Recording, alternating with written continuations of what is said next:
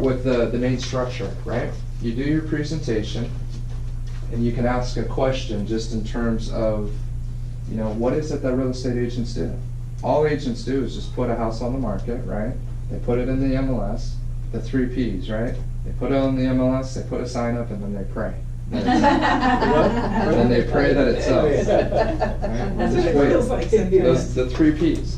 So what do we know as a strong listing agent? Remember the 4 pillars. These are very clear. So as you talk about sound bites, you want to, this is more, it's kind of like a sound bite, but it leads into everything else. So there's 4 main things we do as a listing, as a strong listing agent. Do you remember any one of the 4? No, I don't remember Okay. anything. Well, we consult and advise. Consult and advise.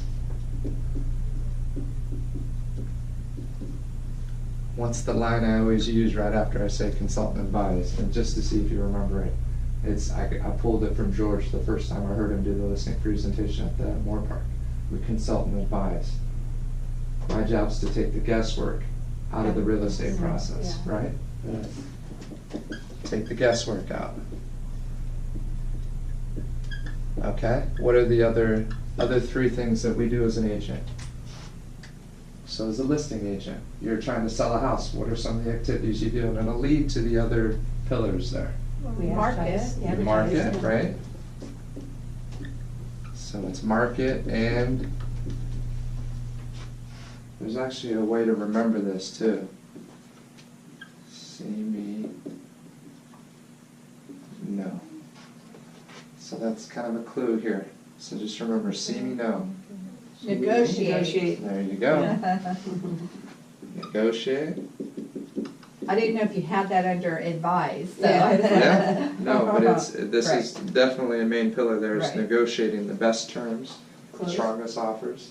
Close is good, that's more the process. These are things that we don't tell a client that we're gonna close them. Right. You know, Oversee and that could the be transaction. that's exactly Yeah. it, oversee the transaction. So remember, keep it simple, right? This, literally with these 4 pillars, you can sum up your entire job as an agent. So you can start off with an intro, something to this effect, right?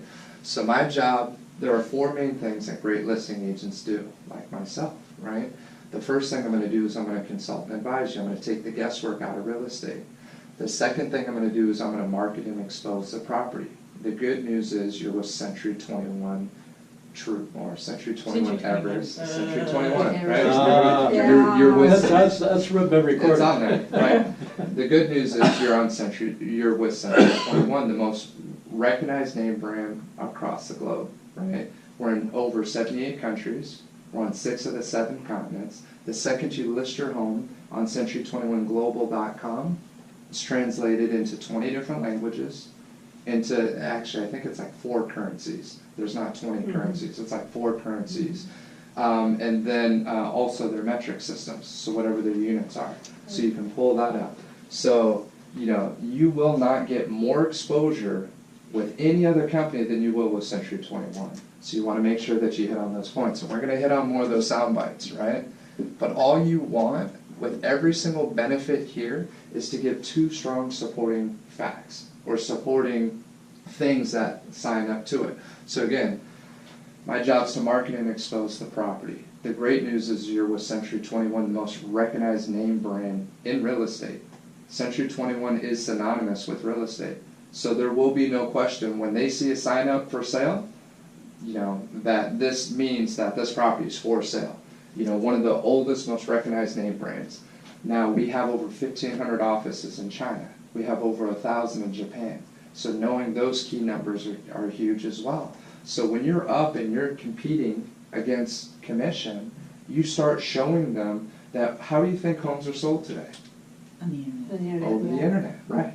So who's going to get you the most exposure? As well as if you have foreign investors coming and they see let's just say a competitor, ABC Realty versus Century 21, where they have over 1,500 offices, where do you think they're going to call or go towards, right?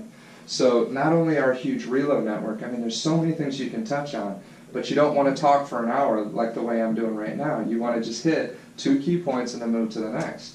Number 3, my job is to negotiate the best terms for the sale of your home. it's my duty, it's my stewardship to protect your equity.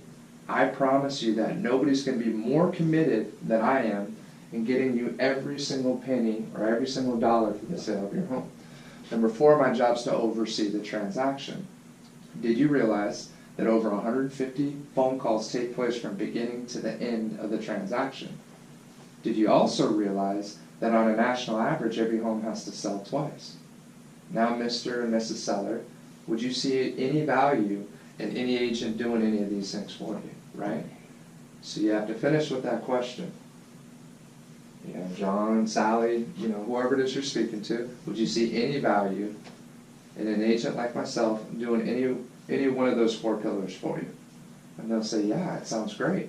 And then after that, you ask them, tell me more specifically, which one do you see benefit in? Well, I think marketing and exposure is very important.